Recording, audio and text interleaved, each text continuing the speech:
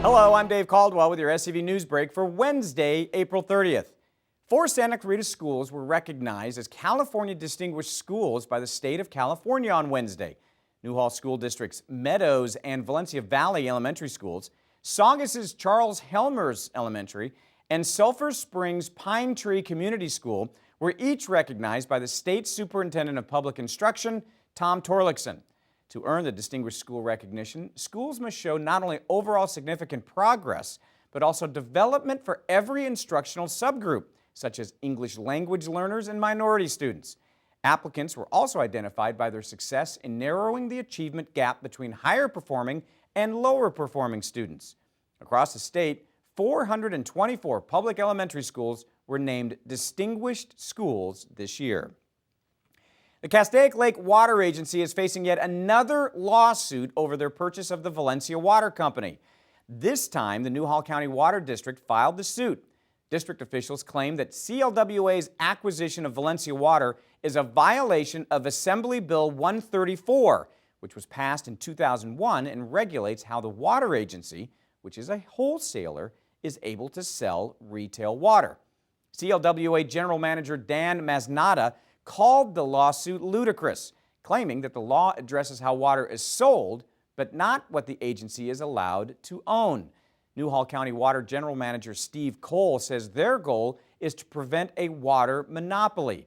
Masnada maintains the lawsuit is really just an attempt to undo their deal with Valencia Water, something a previous lawsuit filed by the Santa Clarita Organization of Planning and the Environment failed to do. With the deadline only a few days away, the action is heating up on the city's billboard deal with Metro.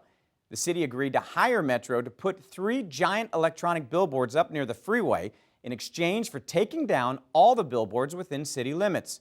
A group of residents, backed by a billboard lobbyist, have started a referendum that has until May 5th to collect 11,600 signatures. 4 signature collectors have been arrested at sites where signatures are being collected. Santa Clarita dog owners are invited to bring their canine companions to a low-cost vaccination, microchip, and licensing clinic from 9 to 10:30 a.m. Saturday at Canine Country Dog Park. Vaccinations offered at the clinic include the 6-in-1 vaccine, the Bordetella vaccine, and the rabies vaccine. Attendees can also license or microchip their dog. Microchipping is recommended by the American Veterinary Medical Association to help reunite pets with their owners if they become lost. LA County Animal Control is also bringing dogs available for adoption to the event. It's that time of year again when, for a price, you can wander around Mann Biomedical Park and eat and drink until your heart's content, and do so for a cause. The Santa Clarita Valley Child and Family Center is calling on you to lift your forks for the 2014 Taste of the Town happening from 1 to 5 Sunday in Valencia. Among those offering food and beverages at the event, Jill's Cake Creations, Persia Restaurant, Nothing Bunt Cakes, Wolf Creek Restaurant, Jersey Mike's Subs, Newhall Refinery, and dozens more. This is the 26th year for the event, which has raised millions for the Child and Family Center. Tuesday afternoon, it was SCV TV's presentation of the Helm Vision Group Game of the Week, and it took us to West Ranch, where the 4-0 Wildcats hosted the 3-1 Valencia Vikings.